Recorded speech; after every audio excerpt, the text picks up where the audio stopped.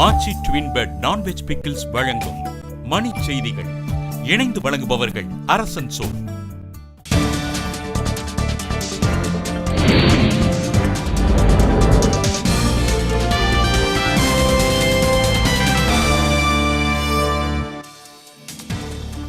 நெய்வேலி நிலக்கரி நிறுவன பங்கு விற்பனையை நிறுத்துவது பற்றி அமைச்சரவையில் பரிசீலனை.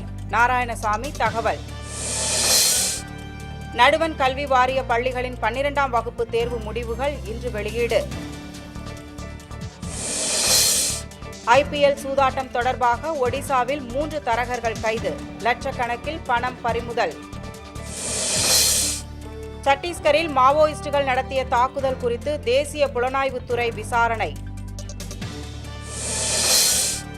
கிருஷ்ணகிரி அருகே குடியிருப்பு பகுதியில் முகாமிட்டுள்ள காட்டு யானைகளால் கிராம மக்கள் அச்சம்.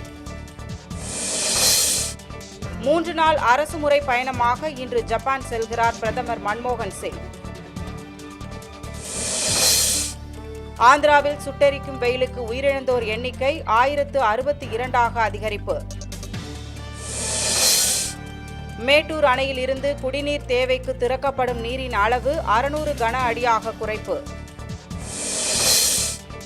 IPL மட்டைப்பந்து போட்டிகளில் இருந்து விலகுவதாக சச்சின் டெண்டுல்கர் அறிவிப்பு.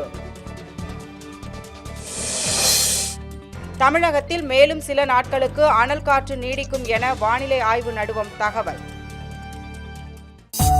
ஆச்சி ட்வின் பெட் நான்வெஜ் பிக்கிள்ஸ் வழங்கிய மணி செய்திகள். இணைந்து வழங்கியவர்கள் அரசன் சோ.